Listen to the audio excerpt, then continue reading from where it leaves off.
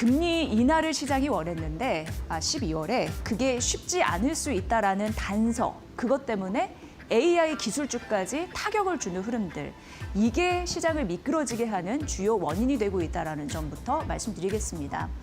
일단 연준이 12월 금리 인하 불확실성 이 부분은 좀 확대가 되는 그런 분위기를 내비쳤는데요. 시장 조사 업체 CME 패드워치가 있는데 이게 62.9에서 처음으로 많이 떨어졌거든요. 50%대로 떨어졌습니다. 51% 나왔고 한 달 전만 보더라도 95%였는데 51%로 떨어지니까 금리 인하가 사실상 어려운 것이 아니야? 이렇게 반응을 하게 되는 거죠.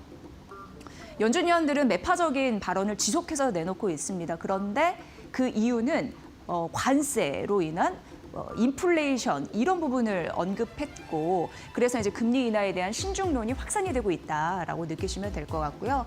이러한 문제들이 기술주의 또 한 번 조정의 빌미로 삼게 돼서 대거 매도가 나온 흐름들이 나타나고, 특히나 엔비디아 3.5% 하락, 테슬라 6% 넘게 급락, 이러다 보니까 M7 종목들이 전반적으로 휘둘리는 흐름들이 나타났다라는 점 말씀드리겠습니다. 그리고 지금 문제는 AI 버블뿐만 아니라 AI 빅테크 기업들이 과도한 지출을 하고 있다는 점에서도 시장이 조정의 빌미가 되고 있는 상황인데, 올해 미국 회사채 발행 그 이슈 주목을 하셔야 될 것 같습니다. 벌써 1조 5천억 달러가 넘어서고 있는 상황인데, 이게 어떻게 보면은 2020년, 그러니까 지금로부터 5년 전 이후의 최고치라고 하는데요. 시장 전문가들은 메타 플랫폼 얘기도 하면서 여기에 이제 300억 달러 회사채를 발행했으니까, 물론 M&A 이슈도 있었겠지만 그래도 AI 관련해서 투자를 급격하게 늘리는 데에 재원으로 확보하는 거, 그런 움직임이 나타났기 때문에 메타 플랫폼을 얘기를 했습니다. 사실 이런 AI 빅테크 기술주들 같은 경우에는 현금이 부족한데 회사채를 발행해서 현금 부족한 거를 눈 가리는 것이 아닌가, 상쇄하는 것이 아닌가라는 시장에 의심의 눈초리가 있다라는 거, 그게 하나 조정의 빌미가 또 될 수 있으니까 보시고요.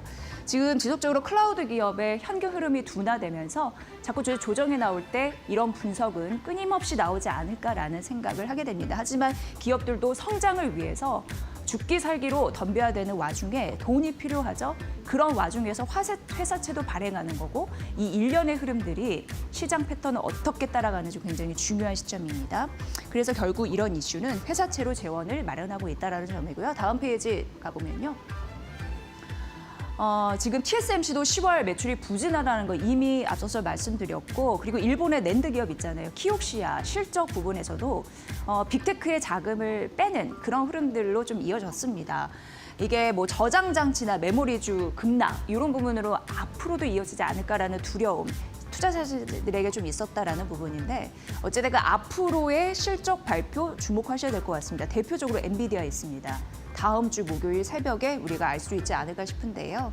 이게 아무래도 연말 랠리의 향방을 가르는 중요한 실적 변수가 되겠다라는 점과 더불어서, 지금 앞서서 말씀드린 그런 재료는 AI 그리고 클라우드 기업의 랠리를 지속할 수 있을까? 그런데 앞서서의 재료는 그 랠리에 찬물을 끼얹는 요소였으니까 다음 달 마이크론 실적 발표 예정되었는데, 이런 실적 기업, 이런 부분을 통해서 AI 클라우드 랠리 지속 여부도 또 한번 확인할 수 있으니까 중요한 난관이 일단 큼지막하게 두 가지 있다는 점 말씀드리겠습니다.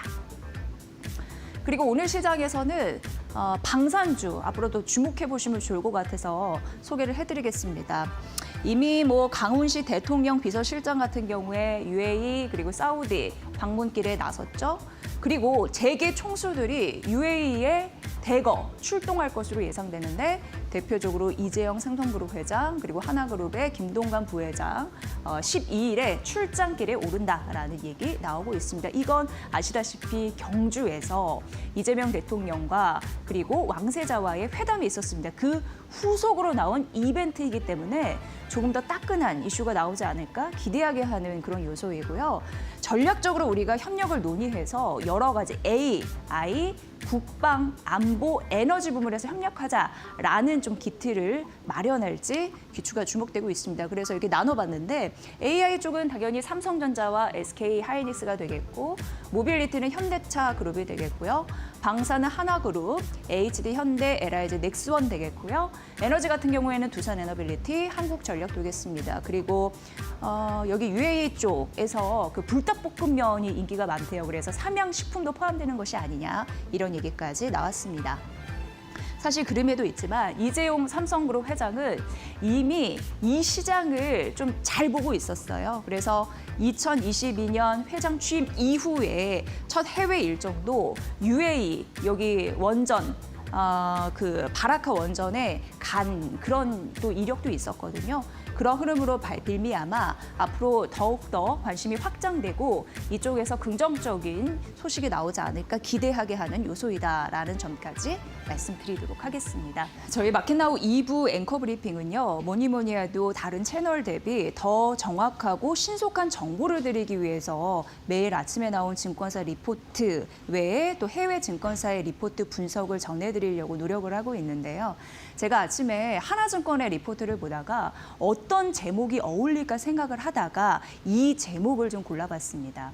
어떠한 자산운용사의 대표가 직원들에게 한 말이 캡처가 돼서 그 SNS 방 같은 데에 있더라고요. 근데 보니까 어떤 얘기였냐면 직원들에게 이런 얘기를 했습니다.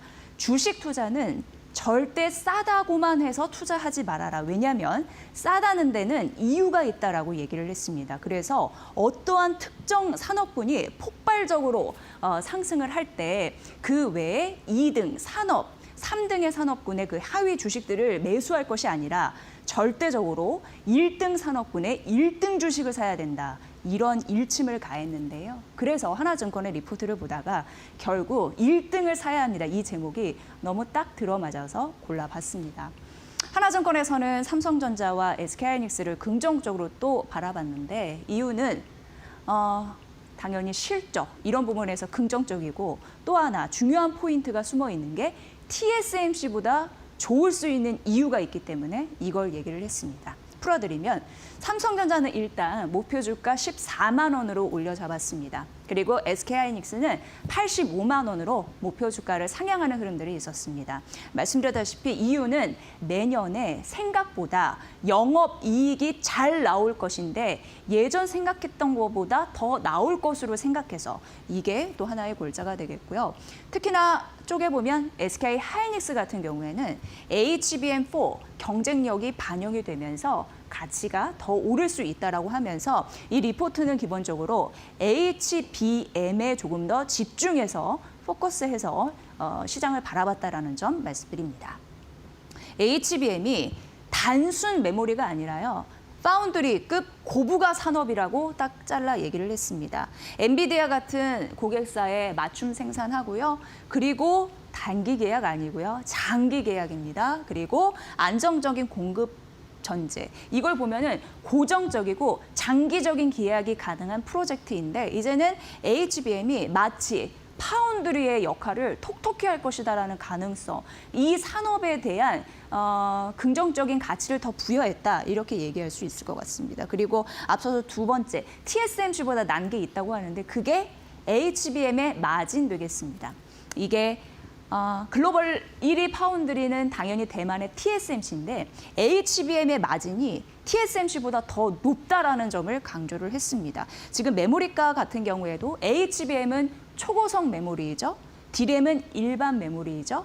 SSD는 저장 메모리입니다. 그런데 이 세 개 모두 메모리가가 뛰고 있는 흐름으로 앞으로 실적 업사이드 이런 부분에 대해서 지속될 가능성이 있다라는 부분이고 그래서 주가 단에서 보면은 실적 상향이 끝까지 가기 전까지 주가는 같이 동행할 것이다라는 얘기를 했습니다. 그렇다면 다음 페이지에 삼성전자가 SK하이닉스의 내년 영업이익 전망치가 얼마나 높여졌는지 구체적으로 제시를 해드리도록 하겠습니다. 일단 삼성전자는 내년 영업이익 95조 넘을 것으로 예상하면서 한 1년 사이에 10% 증가하고 근데 이 수치는 반도체 이익을 높여서 잡았는데 대신 모바일은 좀 떨어뜨렸더라고요. 이유는 원가 부담이 확대가 됐기 때문에로 얘기를 했습니다. 그리고 SK하이닉스는요. 내년 영업이익 77조 이상으로 바라봤는데 10% 정도 성장할 것으로 봤고 이것은 HBM의 가격이 기존 대비 더 오를 것으로 보여요.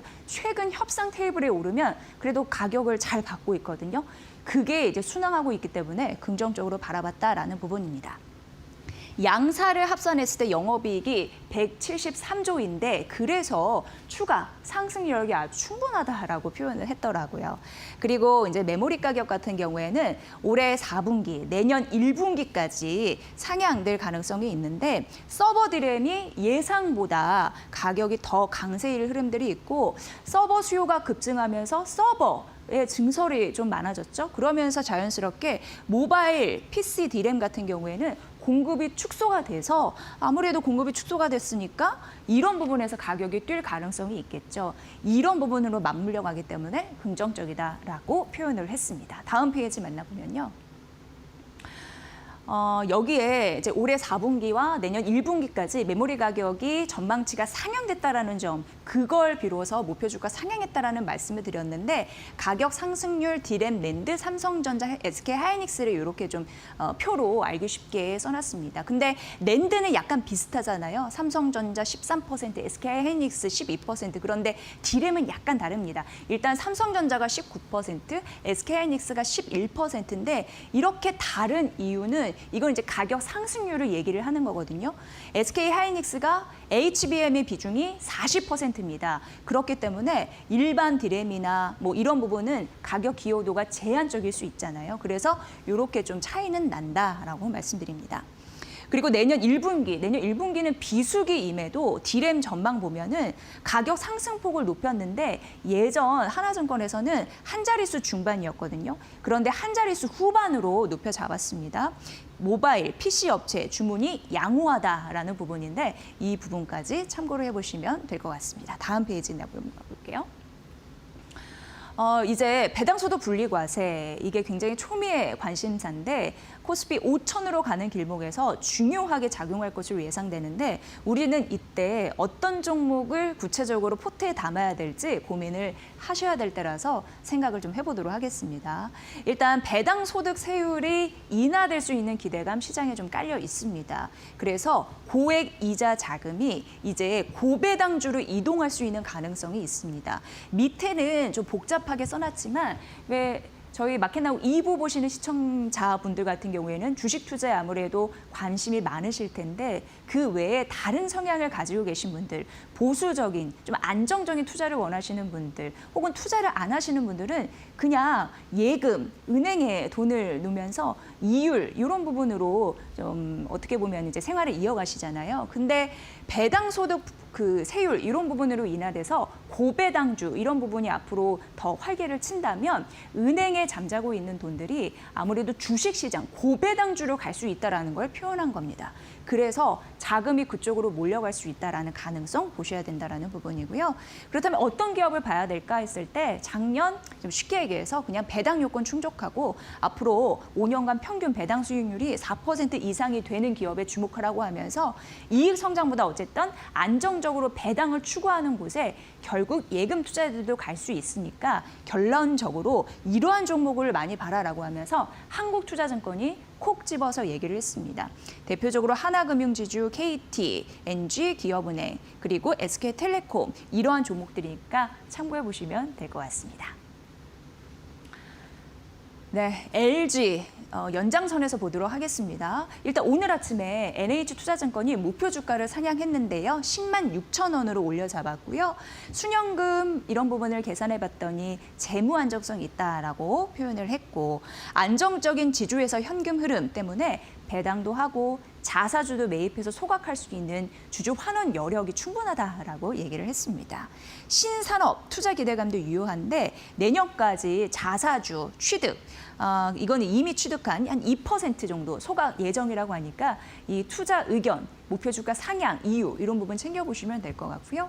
앞서서 이제 JP모건도 목표 주가를 올려 잡았는데 9만 원에서 10만 원으로 올려 잡았어요. 이 국내 증권사의 밴드와 좀 비슷해지는 흐름들 나타나고 있죠. 일단 LG LG는 3분기 실적이 부진했는데 핵심 자회사를 긍정적으로 봤더라고요. LG화학. 이 부분의 주가 상승, 그러니까 지주자 가치 재평가의 한 원인이 될 것이다라고 얘기를 했고 향후 정책 모멘텀으로 할인율 축소 가능하다라고 하면서 목표 주가 올려 잡았으니까 이 부분도 참고해 보시면 될 것 같습니다. 자, 마지막으로 이제 한국전력 투자 전략까지 세워드릴 텐데요. 일단 LS증권에서는 글로벌 경쟁사 대비해서 여전히 한국전력은 저렴하다, 저평가되어 있다라고 분석을 했습니다. 3분기 연결 영업이익이 5조 이상이 나타났는데 시장 예상치 그리고 LS증권이 예상한 것 대비해서 잘 나와서 실적 서프라이즈다라고 얘기를 했고요. 사실 한국전력 같은 경우에는 요금 인상 이런 부분을 좀 강하게 원하는 그런 종목적인 특징이 있는데 만에 하나 추가적인 요금 인상이 없어도 2027년 누적 적자가 해소가 가능할 것이다라고 봤습니다. 왜냐하면 에너지 원가도 좀 안정적이고 에너지 믹스 이런 부분도 개선이 되면서 손익구조가 견조하다라는 분석을 해놨더라고요. 그리고 뭐니 해도 원전주는 단기 테마가 아니고 중장기 성장 섹터다라고 얘기를 했습니다. 일단 국내와 해외를 나눠서 설명을 해놨는데 국내 같은 경우에는 안정적인 영업 기반이 있다라고 봤습니다. 물론 지금 대형 원전 건설에 대한 기대감은 낮은 게 사실입니다. 그럼에도 불구하고 예전부터 그런 기대는 크지 않아서 손실 또한 크지 않을 것이다라는 예상을 했습니다. 그런데 여기서 봐야 될 것은 해외 원전에 대한 성장력이다라고 얘기를 했는데요. 유럽과 중동, 대형 프로젝트 이런 부분이 긍정적일 것이다라고 얘기를 했습니다. 그리고 한국 원전에 있어서 20년, 30년짜리 성장 모멘텀은 바로 미국 원전 대재건 본격화 이 이슈에 있을 것 같습니다. 2030년까지 대형 원전에 10기를 착공을 하고 여러 가지 지금 구체적인 계획들 앞으로 나오게 되면은 긍정적인 모멘텀이 여기 있지 않겠느냐라는 분석이니까 참고로 해보시면 될 것 같습니다. 다음 보시면 이게 오늘 아침에 나온 증권사의 리포트였고 한국전력에 대한 증권사의 투자 의견이었습니다. LS증권과 하나증권이 6만 5천 원으로 상대적으로 가장 높은 그런 목표 주가를 제시를 했고요. 신한증권이 이제 5만 원으로 제일 낮은데 목표 주가는 상향했거든요. 근데 신한증권 보니까 본질적인 체질 개선이 우선돼야지 이게 가능할 거라고 하면서 제일 낮으니까 이제 궁금해서 찾아봤더니 추가 요금 인상이 필요하다 이런 언급을 해서 앞서서 증권사하고는 약간 투자 포인트는 달라서 이건 소개해드리고요. 그리고 대부분의 증권사가 목표 주가를 상향했습니다만 SK증권은 중립을 유지한다라고 얘기해서 뭔가 들여다봤더니 역시나 SK증권도 오늘 아침에 나온 증권사 분석 리포트였는데 원자력 사업 기대감이 선반영되어 있다라고 얘기를 했습니다. 무조건 올라가는 것만 보여드리는 것보다 투자 의견의 다양화 그리고 투자 조언 사항도 말씀드려야 될 것 같아서 이런 증권사의 의견까지 전해드렸으니까 참고해 보시면 될 것 같습니다.